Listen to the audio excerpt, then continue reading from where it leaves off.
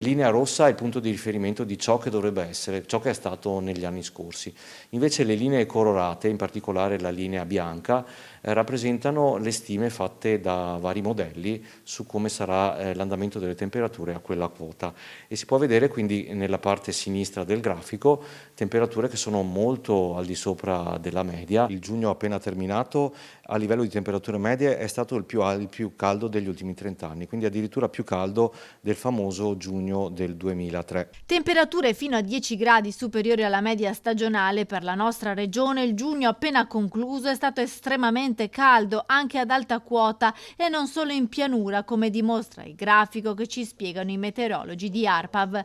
Rispetto a 30 anni fa ci stiamo abituando ad avere a che fare sempre di più con temperature africane. In un ipotetico viaggio temporale probabilmente questa persona penserebbe di essere finita in Africa più che in Italia, perché sicuramente ci sono temperature che anche solo pochi decenni fa non erano pensabili, soprattutto con questa frequenza.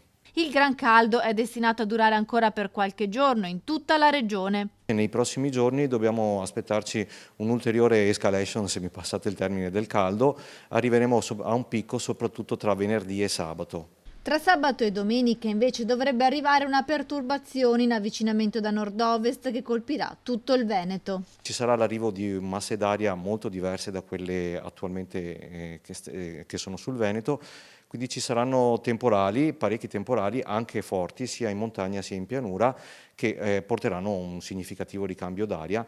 E quindi per la prossima settimana probabilmente non ci sarà più l'anticiclone subtropicale africano e avremo temperature in prevalenza prossime alle medie tipiche del periodo, quindi non sarà fresco, però sarà un caldo normale.